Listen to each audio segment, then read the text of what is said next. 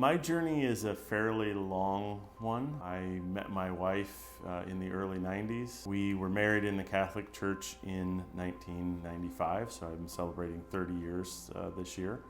And I remember well going through wedding prep. I told the priest many times, that's fine, I'll raise my kids Catholic, I'll do all the things you want me to do, but I'm never becoming Catholic. I actually attended OCIA, or what was RCIA previously, 3 times. The first time was so that I could learn more about the Catholic faith so that I could win arguments with my wife. The second time was so that I could learn more about the Catholic faith to try to get her to leave the church. And then the third time, my children were actually of the age to start First Communion, confirmation. I honestly thought to myself, I can't in good faith and conscience let them go through with that if I believe what I believe. So the third time I actually approached it seriously and with an open mind. I actually spent time with Deacon Joe for about 6 months prior to OCIA starting,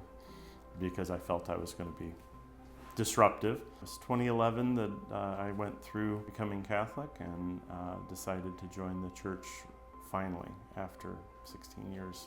I have been on the core team since 2011. So after I joined the church in 2011, I returned the very next year.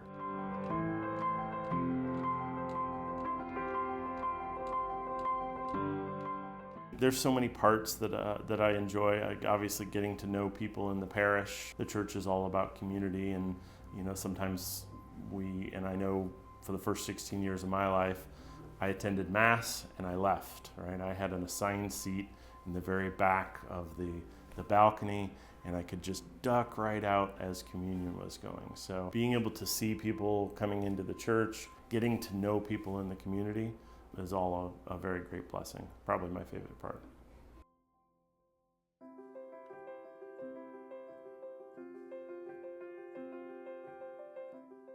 St. Joe's is probably the best place to go through RCIA. Having gone through it more than once, I can tell you there is a difference between the OCIA programs at various parishes, right? And we are very blessed at St. Joe's to have a very dynamic team, a very well-educated team, and a priest and leadership team that supports the RCIA becoming Catholic process.